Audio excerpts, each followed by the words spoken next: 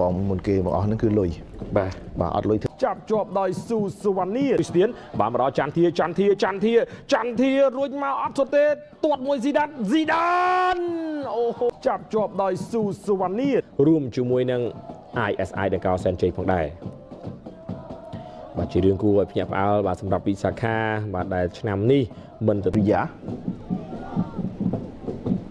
ស៊ីដានលេងចេញពីស្លាប់ហាស្ដាំបណ្ដើរបាល់ឡើងមើលឃើញបាទ Connor Shield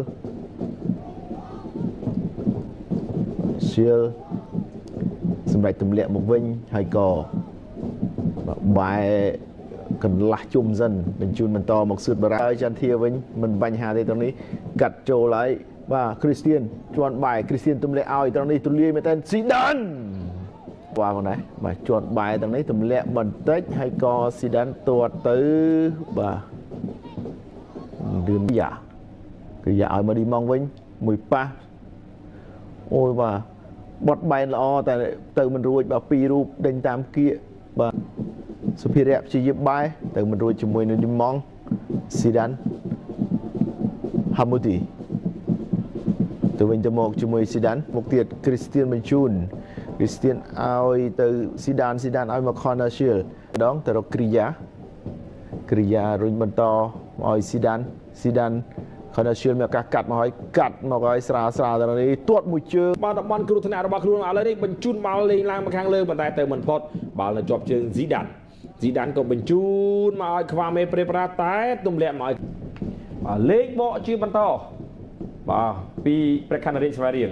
ពីបងមុនគេមកអស់ហ្នឹងគឺលុយបាទអត់លុយទេបាទអត់មានធនធានធ្វើអីអត់ចេញទេឥឡូវយើងមើលមួយបាល់នេះសិនតែអីតែបុកជើង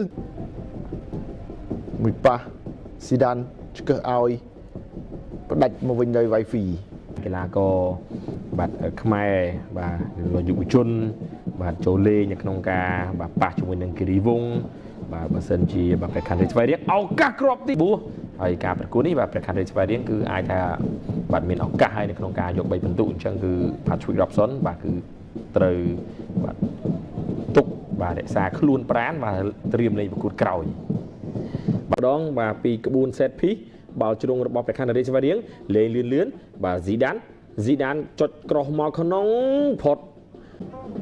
បារាំងមើលឃើញកណ្ដាលស៊ីដានទីងទាត់វិញណាស៊ីដានគៀសមួយស៊ីដានចូលឆ្វេងអីយ៉ាឲ្យវិញមក Connor Shield បានការពារសិន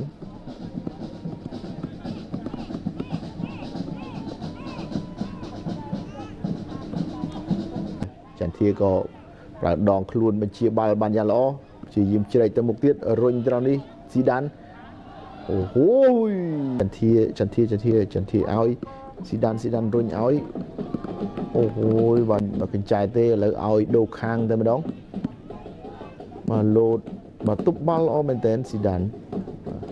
គុណភាព first touch របស់ស៊ីដាននេះគឺបាទធ្វើបានល្អសម្លេងកញ្ចែបន្លឺឡើងហើយ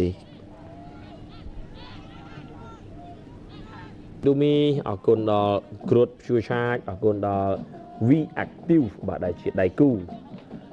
នៅលើបាទមុខរបស់ខ្លួនការផ្លាស់ប្ដូរលើកទី3បាទឬក៏គ្រូបង្វឹកបាទទុកសិនបាទក្រៃលោមានកីឡាកររបួសឬបញ្ហាណាមួយបាទ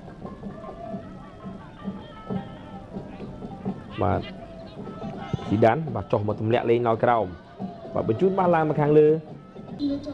លេងបន្តបានអ្នកចាច់មួយសិន